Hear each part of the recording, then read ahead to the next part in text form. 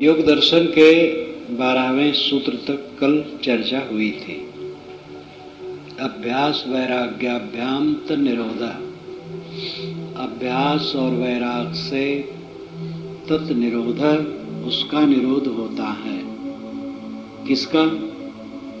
चित्तवृत्ति का। अभ्यास और वैराग,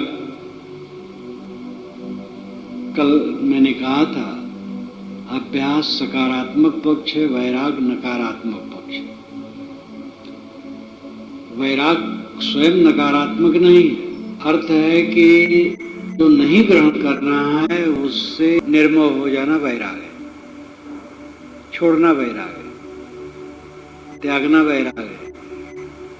अब अभ्यास है निस्वरूप का स्मरण, या कोई भी साधन को बारंबार लेकर के उसमें प्रयत्न करना, अभ्यास का स्वरूप आगे बताया जाएगा। व्यास ने अपने भाष्य में जो इसका भाष्य किया है उसको मैंने टिप्पणी में दिया है और भावार्थ हिंदी में ऊपर रख दिया है। बहुत सुंदर उन्होंने इसका भाष्य किया है। चित्त नदी नामो भयतो वाहिनी, वहति कल्याण वहति पापाय च। चित्त नदी नाम उभयतो वाहिनी। चित्त नदी, चित्त नाम की जो नदी है, उभयतो वाहिनी, दो तरफ बहने वाली है। कौन दो तरफ है? वहति कल्याणाय वहति पापाय च।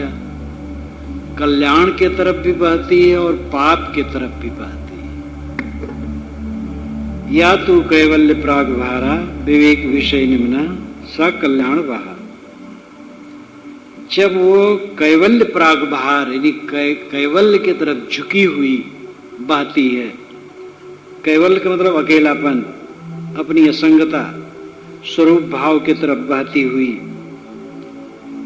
विवेक विषय निम्ना, विवेक विषय के तरफ झुकी हुई बहती है। सा कल्याण वहा, उसको कल्याण वहा कहते। मतलब मन की वृत्ति जब विवेक, स्वरूप ज्ञान, आत्म अनुरक्त की तरफ चलती है तो कल्याण वहा है। संसार प्राग भारा अविवेक विषय निम्ना पाप वहा। संसार की तरफ झुकी हुई, विवेक विषय की तरफ झुकी हुई जब बहती है तो पाप बहा है। तत्र वैराग्येण विषय स्रोतः खिली क्रियते। तत्र उस जगह पर वैराग द्वारा विषय के स्रोत को खिली क्रियते बंद करना चाहिए। जैसे कहीं पानी बह रहा हो तो वहां पत्थर धर के दबा दे, तो विषय वासना की तरफ जो मनोवृत्ति है वैराग्य द्वारा उसको बंद कर। विवेक दर्शनाभ्यासेन विवेक स्रोत उद्घाट्यत इति उभयाधीनस्य चित्तवृत्ति निरोधः।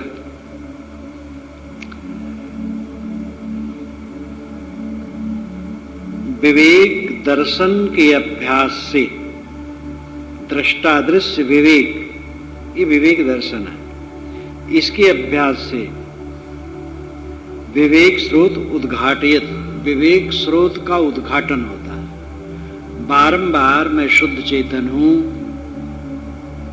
मन भी जड़ है और जगत जड़ है, चित्त और चेतन का संबंध है। चेतन मैं हूं, चित्त जड़ है जो सामने है। चित्त के झरोखे से संसार प्रतीत होता है। चित्त को अपने से अलग मान ले तो संसार अलग अपने आप हो जाता है। इस प्रकार विवेक द्वारा विवेक स्रोत का उद्घाटन होता है। इन्हीं दोनों के द्वारा चित्तवृत्ति का निरोध होता है।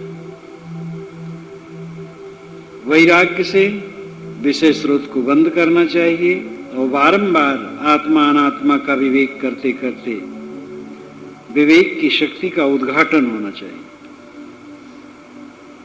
तत्र स्थितो यत्नो अभ्यासः, तत्र उसमें स्थितो स्थित के लिए यत्न करना अभ्यास कहलाता है। तत्र वहां पर वैराग और अभ्यास ये दो बताया गया। तो सूत्र में तो वैराग अभ्यास पहले है, वैराग पहले भी पीछे है। उसी ढंग से यहां अभ्यास को पहले लेते हैं। तत्र स्थितो यत्नो अभ्यास, तत्र वहां पर वैराग और अभ्यास में अभ्यास को लेकर के यत्न करना, स्थित के लिए यत्न करना, ठहराव के लिए यत्न करना अभ्यास है। अब ठहराव के लिए अनेक साधन है, इसी योग दर्शन में आगे आएगा। अनेक साधन है, असंप्रज्ञात की कई शाखाएं हैं, संप्रज्ञात की कई शाखाएं हैं। असंप्रज्ञात के भी भेद बताए गए हैं। असंप्रज्ञात तो एक ही है, लेकिन उसमें भी कई शाखा प्रशाखा बताए। तो वस्तुतः संप्रज्ञात भी एक ही है और असंप्रज्ञात भी एक ही है। संप्रज्ञात का अर्थ है अच्छी तरह से जाना हुआ, असंप्रज्ञात का अर्थ है कुछ न जानना। जिस आलंबन को लेकर के मन ठहराया जाए उस आलंबन का पूरा ज्ञान रहता है। जैसे मानो हम कबीर साहब का चित्र लेकर के अपने मन में उसका ध्यान करते हैं तो चित्र का पूरा ज्ञान रहेगा। चित्र हमारे चित्त के सामने रहेगा। ज्योति का ध्यान करते हैं, आंखें बंद की और बंद आंखों में गर्मी प्रकाश दिखाई दिया या अंधकार दिखाई दिया, उसी में मन को ठहराते हैं तो पूरा ज्ञान उसका रहेगा, पूरी याद रहेगी, सामने वो रहेगा। सांस पर मन ठहराते हैं तो सांस का पूरा ज्ञान रहेगा, हम उसको जानेंगे। बिंदु पर मन ठहराएं, शब्द पर मन ठहराएं, जहां मन ठहराएंगे, कोई आलंबन लेंगे तो आलंबन का पूरा ज्ञान रहेगा। नींद आ गई तो बेकार हो गया। नींद और तंद्रा ना आनी चाहिए, ये ध्यान रखो। इस पर बारंबार कहा जाता है शाम का जलपान हल्का और नींद पूरी तरह से पचा लो। 9:30 बजे यहां जब सभा से जाओ तुरंत सो जाओ। अगर दोपहर में नींद लेने से रात में नींद लेने में देरी होती है तो दोपहर को मत सो, केवल आराम कर लो। और अगर अड़चन नहीं पड़ता है तो दोपहर में थोड़ा सो लो। 9:30 बजे के बाद जाकर के तुरंत सो जाओ और 4 बजे तक सो। नींद पूरी पचा लो और शाम का जलपान कम रखो और ध्यान में बैठो तो सावधानी रखो, पूरी सावधानी, एकदम जागरूक। तंद्रा आ सकती है पर सावधानी रखोगे तो दूर हो जाएगी, दूर रहेगी। अगर तंद्रा आ जाए तो हाथ पैर किसी अंग को दबा दो, तंद्रा भाग जाएगी।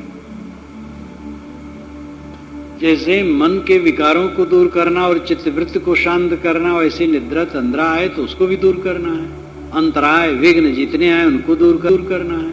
अंतराय विघ्न जितने आए उनको दूर करना है। तो तंद्रा न हो, निद्रा न हो, तो जिस आलंबन में मन को ठहराओगे उस आलंबन का पूरा ज्ञान रहेगा। इसीलिए संप्रज्ञात है। और भेद प्रभेद है तो भेद प्रभेद दर्शनों में शाखा प्रशाखा बहुत बना दिया जाता है, लेकिन बात एक है, चाहे किसी आलंबन किसी सहारे में मन को ठहराए वो सब संप्रज्ञात है। और चित्त वृत्ति निरुद्ध हो गया, असंप्रज्ञात है। वृत्त शांत, संकल्पों को देखते देखते संकल्प शांत हो गए, संकल्प नहीं उठते हैं तो कोई यहाँ तो आलम्बन लिया ही नहीं जाता है। अंतिम में आलम्बन की जरूरत नहीं है। मैं शुद्ध बुद्ध चेतन हूं, ये बोध है। और चित्तवृत्त से संसार सामने होता है। चित्तवृत्त शांत हो गई, बस अपने आप है, तो कुछ ज्ञात नहीं है, इसलिए असंप्रज्ञात है। और उसमें भी कई भेद बताए हैं, लेकिन वो भेद शब्दों का ही ज्यादा है। जैसे धर्म में एक समाधि कर दिया गया, तो धर्म में एक समाधि भी वही है जो आगे अपने आप आएगा।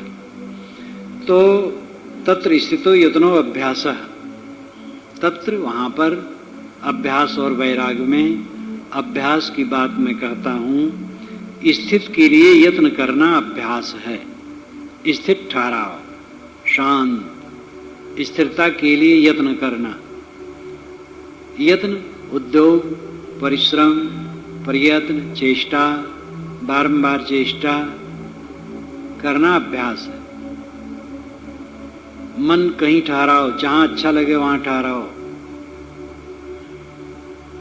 और विषयों से मन हटाओ, और ये करते चलो करते चलो करते चलो, देखोगे कैसे नहीं सफलता होगी। तत्काल लगती है कि सफलता नहीं हो रही, लेकिन सफलता होकर रहेगी। अभ्यास करते रहना चाहिए। अभ्यास के विषय में ऋषि स्वयं बताते हैं। सातु दीर्घ काल बताते हैं। सातु दीर्घ काल नैरंतर सत्कारा सेवितो दृढ़ भूमि। तू परंतु के लिए, सा उसमें, तू परंतु। खास बात यह है कि दीर्घ काल करे और निरंतरता रहे और सत्कार पूर्वक सेवन करे, तब दृढ़ भूमि होगी। इन बातों पर ध्यान दो। जो अभ्यास करो दीर्घ काल तक करो और निरंतर करो और सत्कार पूर्वक करो। हंस समाधि एक ही सदा निरंतर होए, याते जो विचले नहीं लेहु परख पद सोए। सदुर पूर्ण साहब ने कहा, हंस और समाधि एक ही हो जाए। हंस समाधि में बिल्कुल डूब जाए और सदा रहे और निरंतर रहे। हंस समाधि एक ही सदा निरंतर हो, ऐसे जो विचलित न हो, लेहु परख पद सोए। ये परख पद है। तो क्या सब समय कोई संकल्प छोड़ के बैठा रहेगा? तो यहां हर समय संकल्प छोड़ देने की बात नहीं। संकल्प छोड़ करके कुछ समय बैठा रहा जा सकता है, बाकी समय भी जो स्वरूप विवेक में है वो समाधि में है। जिस मन में कहीं किसी चीज का मोह नहीं है और अपने विवेक में जागता रहता हरदम, हर समय समाधि में है। दीर्घ काल तक करते रहना है, जीवन भर करते रहना है, कभी उबियाना घबराना नहीं, और निरंतरता उसमें होनी चाहिए। जब बैठो लगन से करो और रोज करो, करते रहो करते रहो करते रहो, छोड़ो ना। जहां कहीं रहो, खाना कहीं छोड़ते हो, पीना नहीं छोड़ते हो, सोना नहीं छोड़ते हो, साधने छोड़ दिए, समय नहीं मिला, जगह नहीं मिली, जगह नहीं मिलती, कौन जगह चाहिए साधना के लिए? जो जगह मिलने पर साधना करता वो साधक नहीं है। साधना तो कहीं भी कर सकते हो। ट्रेन में बैठे हो, मन समेट लो, विवेक में हो जाओ। बस में बैठे हो, विवेक में हो जाओ। चारों तरफ हल्ला गुल्ला है, भीड़ भड़का है, अपने मन को समेटो, विवेक में हो जाओ, बस। तो इसलिए कहां नहीं समय, लगन होनी चाहिए। लगन की कमी होने से आदमी समय देखता, समय नहीं मिलता, सुविधा नहीं मिलती है। लगन जहां रहती तहां कब नहीं सुविधा है। इसलिए दीर्घ काल ये काम करते रहना और निरंतरता होनी चाहिए।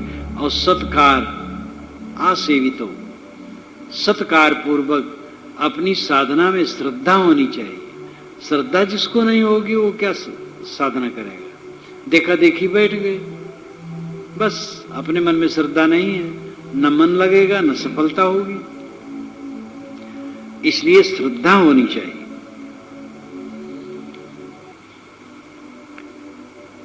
दृष्टानुश्रविक विषय वितृष्णस्य वशीकार संज्ञा वैराग्यम। ऋषि ने 13वें सूत्र में बताया कि स्थित के लिए यत्न करना अभ्यास है। 14वें सूत्र में बताया अभ्यास दीर्घकाल तक करते रहो और निरंतर करते रहो और आदर पूर्वक करते रहो। ये अभ्यास की बात बता दी। आलंबन नहीं बताया, आलंबन आगे बताएंगे, जानते हो सब। जिस आलंबन में रुचि हो, साकार योग, दृष्टि योग, स्वर योग, नाद योग, बिंदु योग। मैं तो सामान्य साधकों को साकार योग यानी चित्र में ध्यान करने भी नहीं बताता हूं कि किसी साधक के मन में किसी वैराग्यवान के चित्र से ध्यान करने में सरलता होती तो कर सकता है। सामान्य साधक को दृष्टि और स्वर ये दो कहता हूं। आंखें बंद करो और बंद आंखों में जो दिखाई दे अंधकार प्रकाश उसे मन अटकाओ, या सांस आती जाती अपने आप, सांस पर मन अटकाओ, कहीं ठहराओ। और जब सूक्ष्मता आ जाए तो दृष्टाभ्यास करो, संकल्पों का त्याग। तो सब जानते हो अभ्यास। अब आगे ऋषि बताएंगे भी। यहां वैराग की बात कहते हैं। दृष्टानुश्रविक विषय वितृष्णस्य वशीकार संज्ञा वैराग्यम। दृष्ट और अनुश्रविक विषय के प्रति जब वितृष्णा हो जाती है तब वशीकार संज्ञा, वशीकार नाम का वैराग्यम वैराग्य कहलाता है। संज्ञा कहते हैं नाम, वशीकार संज्ञा, वशीकार नाम का वैराग्य है। इसको अपर, इसी को अपर कहा गया है। यहाँ अपर नाम नहीं, वशीकार है, लेकिन वही अपर है। पर अपर दो वैराग इन्होंने कहा है, तो वशीकार ही अपर वैराग। अपर कहते हैं श्रेष्ठतर को, श्रेष्ठतम है। दृष्टानुश्रविक, दृष्ट और अनुश्रविक। दृष्ट जो देखा गया है, अनुश्रविक जो सुना गया है, उन विषयों के प्रति वितृष्णा। वितृष्णा का मतलब तृष्णा का त्याग। देखा क्या गया है? रूप आंख से देखा गया है, कान से शब्द सुना गया है, नाक से गंध सूंघा गया, जीभ से रस चखा गया है, चाम से स्पर्श किया गया है। ये पांचों को मानो देखा गया है। इंद्रियों से ज्ञान और सुनना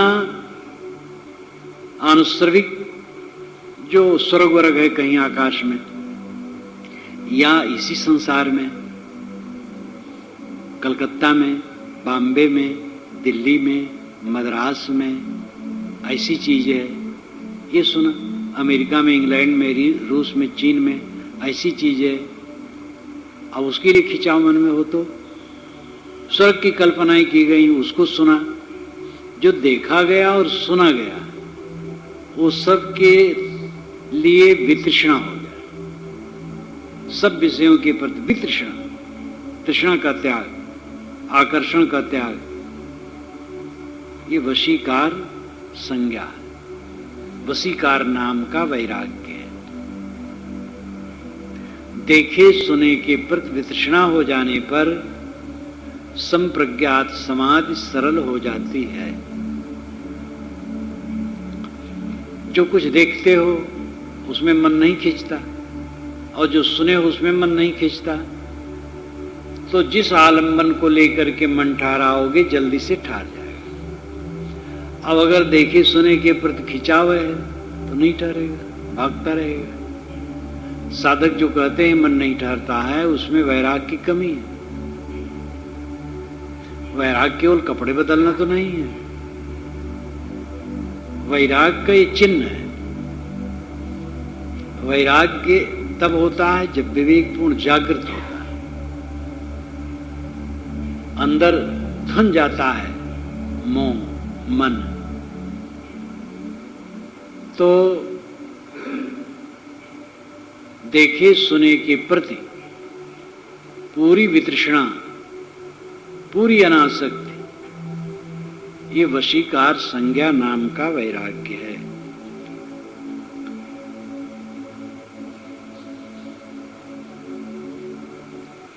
दोष दृष्टि जब ही भई तब उपजो वैराग, दृढ़ निर्वेदन जाको भयो सोई मुमुक्ष बड़ भाग। साहब कहते हैं जिसको दोष दृष्टि होती उसको वैराग होता है। दृढ़ निर्वेद जब होगा विषयों में, ग्लानि होगी, हम चारों तरफ बधे उलझे संसार में, कुछ नहीं मिलना है, यहाँ केवल ठोकरे खाना है। जीवन में ठोकरे खाते खाते आदमी गिर के मर जाता, कुछ नहीं पाता है। धनी लोग, निर्धन लोग, संपन्न विपिन्न, शिक्षित अशिक्षित, सबकी दशा यही है। चाहे नेता हो चाहे महंत हो, सब भटकते भटकते मर करके चले जाते, कुछ नहीं पाते। वही पाएगा जो अपने को सुधारेगा, जो साधना में लगा रहेगा। पूर्ण वैराग्य के बिना कल्याण न होगा। तत्परम पुरुष ख्यातैर गुण वैदृषणम, तत्परम, तत् वह परम, परम वैराग्य, वह परम वैराग्य। कौन परम वैराग्य? पुरुष ख्याते गुण वैदृषणम, पुरुष ख्यात हो जाए। पुरुष नाम आत्मा, ख्यात नाम ज्ञात। जब पुरुष का ज्ञान उदय हो जाए निरंतर, एक रस अपने स्वरूप के विषय में पूर्ण जागृति हो जाए, तब गुण वैदृषणम, तो गुणों के प्रति भी वितृष्णा हो जाती। गुण सत रजतम, ये तीन जो सूक्ष्म गुण और उनके कार्य हैं, सबके प्रति वितृष्णा हो जाती है। इसका सरल अर्थ है कि सूक्ष्म आसक्ति ध्वंस हो जाती है। जब पुरुष का ज्ञान हो जाता है, यहां ज्ञान का अर्थ है चित्त में बना रहना, ये बोध भाव, मैं देह नहीं मैं शुद्ध चेतन हूं, ये भाव बना रहना। जैसे देहाभिमान में देह के राग रंग के प्रति अनुरक्ति बनी रहती है, वैसे बोध भाव में स्वरूप अनुरक्ति बनी रहती है। स्वरूप अनुरक्ति, यस्तो आत्मरतरेव स्यादात्म तृप्तस्य मानवा आत्मन्येव च संतुष्टस्तस्य कार्यम न विद्यते, ये गीता का श्लोक है। जो आत्मरत, आत्म संतुष्ट और आत्म तृप्त है, उसके लिए कुछ करना बाकी नहीं। तो पुरुष ख्यात, पुरुष ज्ञात, अपने आप का होशवास पूरा पूरा, तब गुणों के प्रति भी वितृष्णा हो जाती है।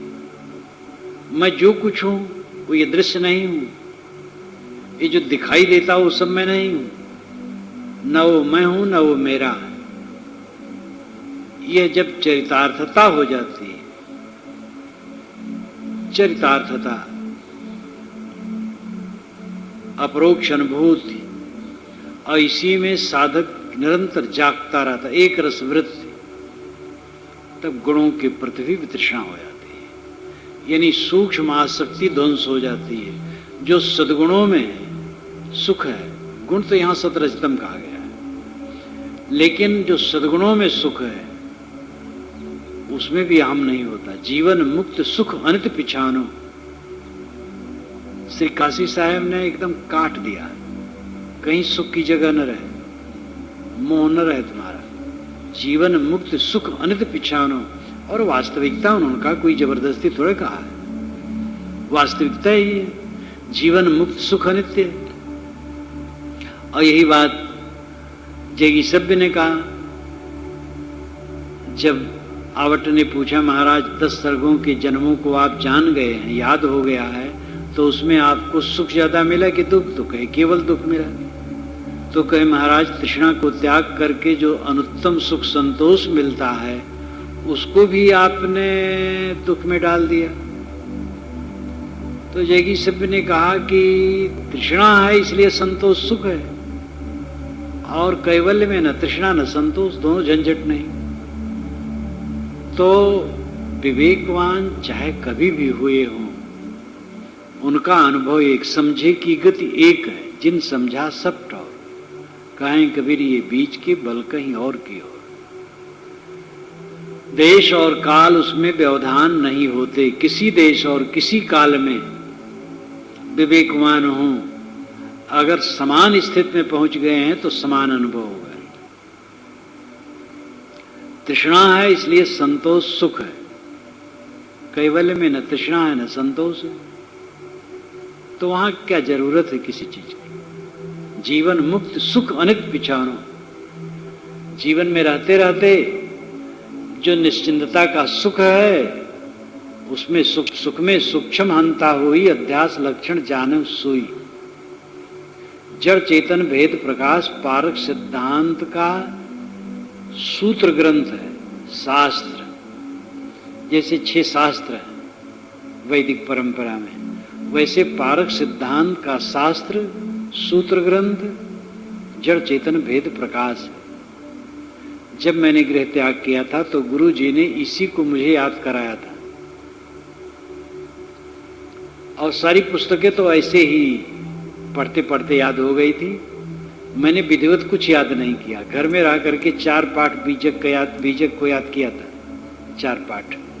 जब यहाँ आया तो कुछ याद नहीं किया, सबके साथ बैठ करके पाठ करता था और पीछे नहीं रहता था। वैराग शतक, न्यायनामा, भवयान के कई पाठ, सदगुण शतक और पूरा बीजक, संध्या पाठ, सब पाठ करता था। बस वो पढ़ लिया था थोड़ा, बस उसी में अभ्यास हो गया था।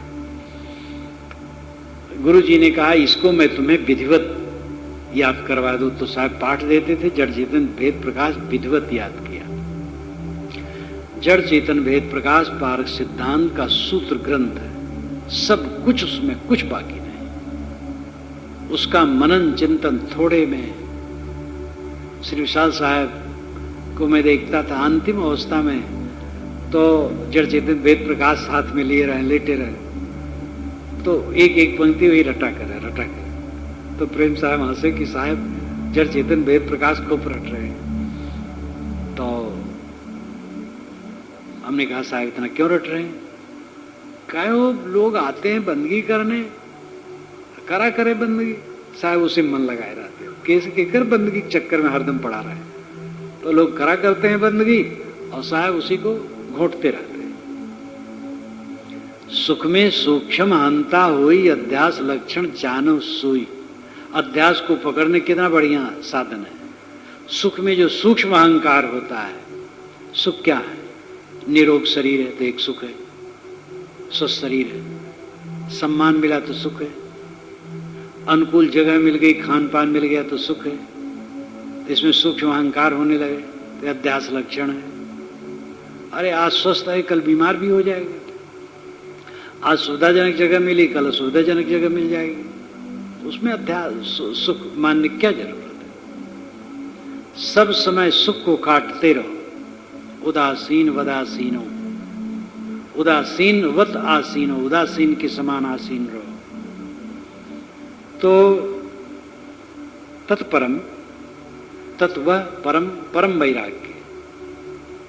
तत् नाम वह, परम नाम पर वह पर वैराग्य। कौन पर वैराग्य है? पुरुष ख्यात ही। जब पुरुष ख्यात हो गया, पुरुष ज्ञात हो गया, अब यहां का ज्ञात होना अलग है, वही जान लेना नहीं। सब समय ये दृष्टि बनी रहे, मैं पुरुष हूं, चेतन हूं, शुद्ध चेतन हूं। तब गुण के प्रति वितृष्णा हो जाती है, सूक्ष्म आसक्ति भी ध्वंस हो जाती है। और फिर तब असंप्रज्ञात समाधि, पर वैराग्य होने पर असंप्रज्ञात समाधि लगती है। जब सूक्ष्म अहंकार भी मिट गया, तब चित्त कहां चलेगा? चित्त विश्राम,